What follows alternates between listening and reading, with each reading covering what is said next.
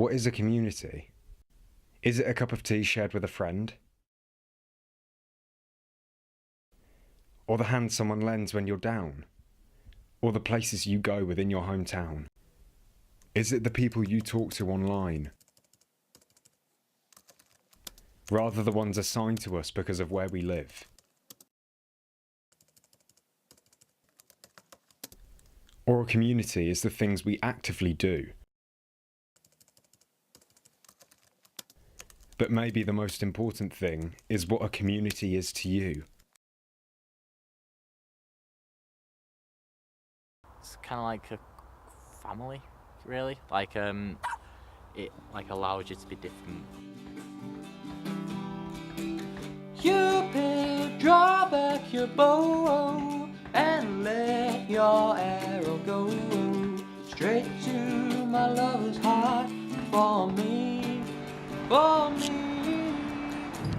Cupid, please hear my cry.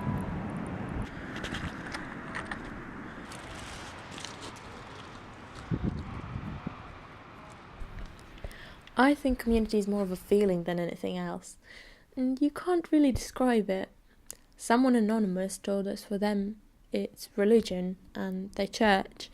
For other peers it's our creative university and the people they meet along the way. And who's to say it has to be physical?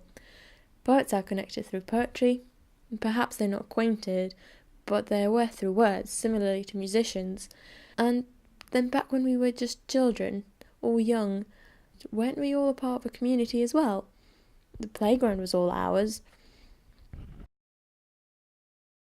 People. Where I live.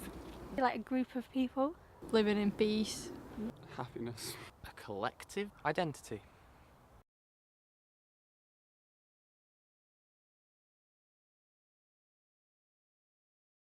I suppose it's both positive and negative in a way. Because it's positive as in like they can be like a good community, but then not everyone might feel like they fit in a community, I suppose. The positive thing. As long as it's a good, well, nice community. Obviously there's bad communities as well, isn't there? But if we're talking about around here, I'd consider it a good community, so a positive thing, yeah. I think it's positive if you're thinking about, society and that whole idea of togetherness. Mm-hmm. Yeah. I think mostly positive, unless it's like a way of kind of closing off people from like the outside world, if that makes sense. Positive. I think it allows people to be themselves and build upon other people's experiences, and I think it's positive. So what happens when people come together for negative reasons instead? Does the definition of community still relate to them? O'Brien looks inside the provocative far-right group Britain First, who have been invading mosques across England. Terrorist scum! Off the street! Yeah, I think they are, even though they are obviously, well, again, in my opinion, negative. Yeah, I think they are communities. I suppose. There's a dichotomy there. They are, in the sense that they're like-minded people with a common aim, but maybe not in the sense that their aims aren't for the betterment of... Well, that might just be my opinion, I don't know. I can't say what's valid or not, but they are and they aren't.